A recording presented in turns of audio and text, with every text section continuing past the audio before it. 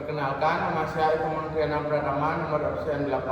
Aku Putu Syila Darmaja, nomor absen 16. Saya LKD Mahadewi Sidipara, nomor absen 15. Aku Imadi dan Sedang Mutia, nomor absen 9. Pada video kali ini, kami akan mempresentasikan sel volta mengenai logam Zn dan Ag. Silakan tonton videonya. Sebelum kita masuk ke proses reaksinya, di sini saya akan menjelaskan tentang skema sel volta itu sendiri. Pertama ada voltmeter yang merupakan alat beda ukur potensial, dan ada larutan elektronik yang membantu proses ionisasi. Selanjutnya ada jembatan garam yang berfungsi untuk penyeimbang muatan. Yang terakhir adalah elektroda. Nah, perlu diketahui elektroda itu ada dua, yaitu elektroda katoda dan anoda, di mana katoda itu tempat terjadinya reduksi dan anoda tempat terjadinya oksidasi. Di sini kami telah membuat skema sel volta. Terdapat ada dua gelas wafer, di mana gelas wafer A berisi ZnSO4 dan gelas wafer B berisi AgSO4. Terdapat dua elektroda, yaitu logam Zn dan logam Ag, yang diterhubungkan pada masing-masing gelas yang terhubung pada kabel voltmeter. Ada pula jembatan garam yang berisi senyawa KCl. Lalu, bagaimana reaksinya? Pertama-tama, kita harus menentukan logam manakah yang disebut anoda dan katoda melalui deret volta.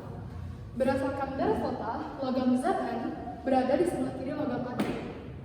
Perlu diketahui bahwa semakin ke kiri, maka semakin mudah teroksi atau bisa kita sebut anoda, begitu pula sebaliknya yaitu katoda.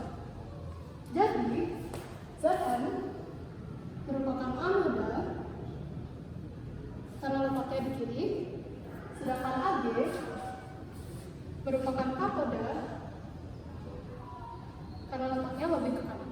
Reaksi yang terjadi selanjutnya yaitu berawal dari ZnSO4 ini yang nantinya akan teroksidasi menjadi Zn2+ dan SO4 2-. Kita tulis saja. Begitu pula di gelas wafer B, nanti AgSO4 ini juga akan terionisasi menjadi Ag+ dan SO4 2-. Nah, seperti yang dikatakan oleh teman saya tadi bahwa Zn ini mengalami oksidasi karena dia termasuk anoda itu kan yang beroksidasi. Jadi dapat kita tuliskan reaksinya, reaksi oksidasi. Nah, di mana nanti elektron yang dihasilkan oleh Zn ini akan mengalir ke Ag karena elektron itu mengalir dari anoda ke katoda. Jadi kita tulis saja. Nah, karena Zn ini mengalami oksidasi, nantinya dia akan terus teroksidasi mengeluarkan Zn plus yang nantinya akan menyebabkan gelas pada wafer A ini kelebihan muatan positif. Nah, untuk menetralkannya diperlukan muatan negatif dari jembatan garam ini. Jadi dapat kita pakai Cl-nya, di mana Cl- ini nantinya akan masuk ke gelas wafer A dan akan menetralkan larutan yang ada di gelas wafer A. Selanjutnya, logam Ag ini akan menerima kelebihan elektron dari Zn tadi, di mana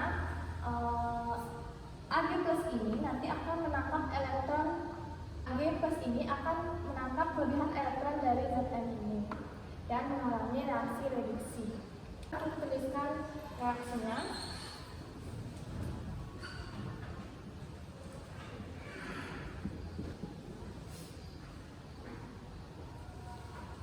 Nah, karena ion positif dari larutan ini digunakan untuk bereaksi dan mengendap, maka larutan pada gelas wafer B ini akan kekurangan ion positif.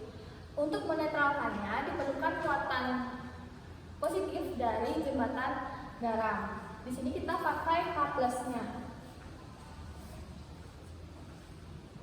di mana K+-nya ini nanti akan masuk ke gelas wafer B untuk menetralkan elektron yang ada di dalamnya.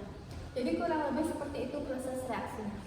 Jadi di sini saya akan menjelaskan tentang reaksi sel yang didapatkan dari reaksi di sini.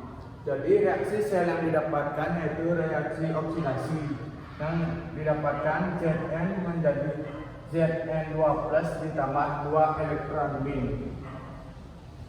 Dan yang kedua adalah reduksi yang didapatkan yaitu Ag plus ditambah elektron min menjadi Ag. Jadi di sini kita dapat lihat kedua reaksi belum setara. Untuk mensetarakan kedua reaksi kita dapat mengalihkan keduanya. Untuk reaksi oksidasi kita dapat mengalihkan satu. Dan untuk reaksi reduksi kita dapat mengalihkan dua.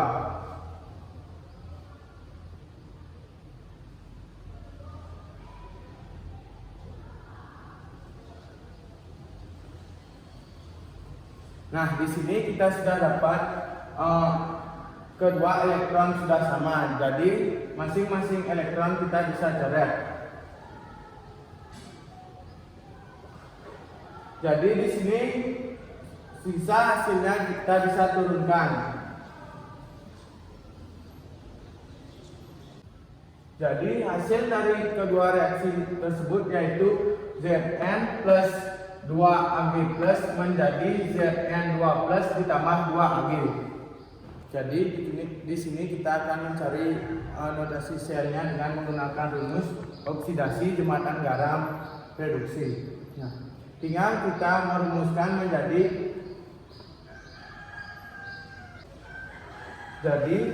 Zn beda fase Zn2 plus jembatan garam Ag2 plus beda fase Ag. Selanjutnya di sini saya akan menjelaskan mengenai perhitungan potensial selnya menggunakan rumus E0 sel sama dengan E0 katoda dikurangi E0 anoda. Nah, berdasarkan data yang kita dapatkan, diperoleh E0 sel Ag itu besarnya 0,8, sedangkan E0 sel Zn itu besarnya negatif 0,78. Nah, untuk menghitung potensial selnya, kita masukkan sesuai dengan rumusnya. Karena Ag merupakan katoda dan besarnya 0,8, tinggal kita masukkan saja. Sehingga nanti diperoleh hasilnya adalah plus 1,56. Jadi ini adalah hasil dari potensial sel yang kita dapatkan. Sekian dari kelompok kami, mohon maaf jika ada kesalahan. Kami akhiri dengan terima kasih. Dadah.